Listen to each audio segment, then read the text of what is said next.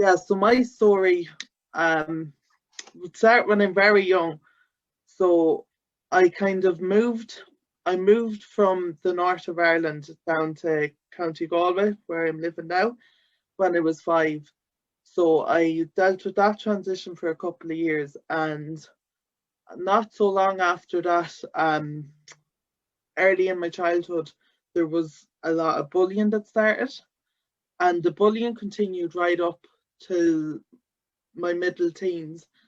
And this kind of started a lot of mental health problems. Um, it started my journey with anxiety disorder, which was a whole battle on itself.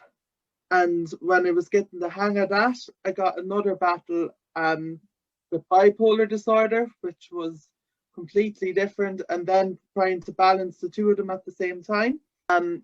Other stuff then that kind of defines my story would be dyslexia, being a member of the LGBT community, and my whole journey through that.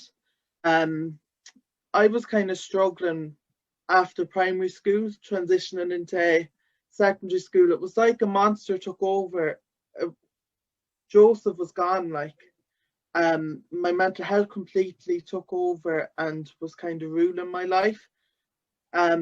So that's when I was referred on to the mental health team.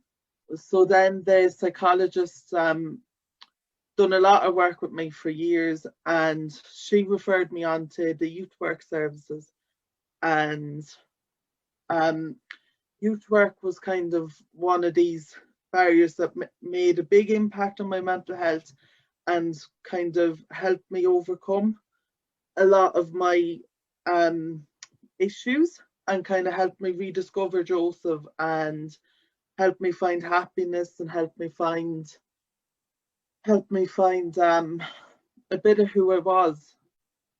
Skip forward to the age of 15, I was going well. Everything was going great. This is where the story kind of flips upside down again. I lost control of myself. Bipolar disorder took over, and that ended me up in an inpatient unit for 6 weeks, where I had to deal with being diagnosed with a mental illness, going on to medication. That experience just changed my life. Like, it still does. Sometimes I call it a gift, and then sometimes I'm kind of stuck with it. But like, that experience shaped who I am today. Like, I still go on about that experience today because I've learned so much from it. And like,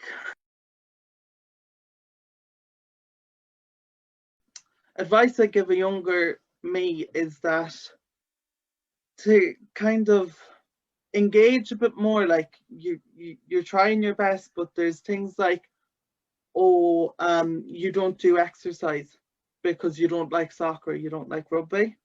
But Joseph, just take time to figure out what works for you, because now, like, I found out I loved walking, I loved dancing. It just turned out I wasn't doing the stuff I was interested in. I was trying out everything else, and it's actually like, just kind of stop in your tracks and listen to what the people are telling you. Things like sleep and things like eating and all these kind of well-being things are actually really important. I do be thinking, if I tried some of this years ago, it would have had such an impact on today. Like, I'm still trying to make these changes in my life today now. So it's just to be kind of, to listen to what's out there. And then on the other side, you have to give yourself a pat on the back. You're doing good just to even go for help, to hang in there. You're doing great. Like, things like the 5 a day for your well-being and that, that's actually a really powerful key. And I'm really fond of that today. But more targeting younger me. You just have to be proud of the person you are. I notice in myself now that I'm always trying to do better. I'm always trying to, it's like that inner critic in my head. I'm always trying to prove, I always feel inferior to the person I should be. I'm always trying to prove that, oh, if you do another volunteer thing, if you do something else, you're going to add more and be happier. You need to be proud of who you are. Like, you've done loads, and you don't need to kind of try and impress yourself more. Just be happy for the person you are. So much that I've achieved. Like, every day I do something else. Like, some days it's just getting out of bed, getting the shower.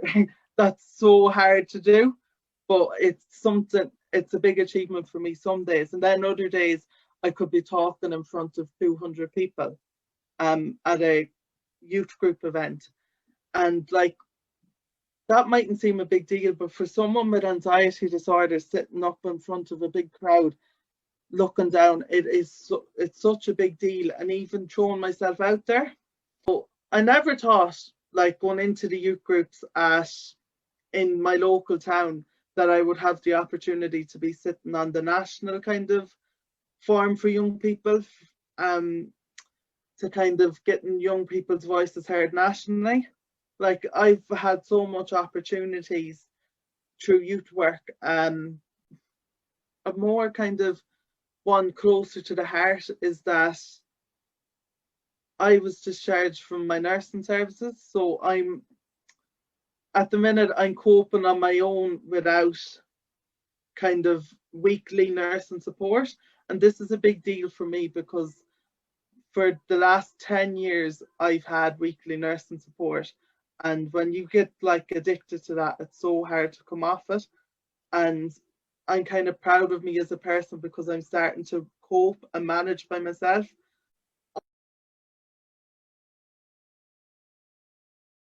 So I'm grateful for my support network. So that's made up of all my friends and family that are so essential.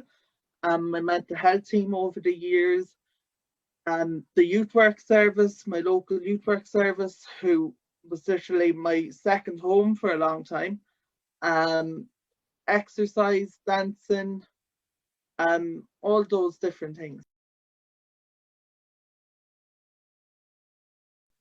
I kind of find two ways of thinking. So sometimes my dreams would be like, oh, I'm going to be the president of Ireland. I'm going to do a doctorate in social science, and I'm going to be that expert. But then there's other days that I'm just like, just look for your happiness, get your balance, embrace who you are, get your little part-time job, that kind of a dream. So my dream in life is to have my big happy family and when I say family, like, I'm an LGBT person, so that is why it's a dream, because it's kind of hard for me to achieve it. So that's my dream, to do that, and to kind of have a happy life, and to keep going and progressing in life. And I would say, like, I'd love to develop myself as kind of a spiritual person and meditation. And in life, there isn't always a happy ending. You just have to turn the page and see what comes next.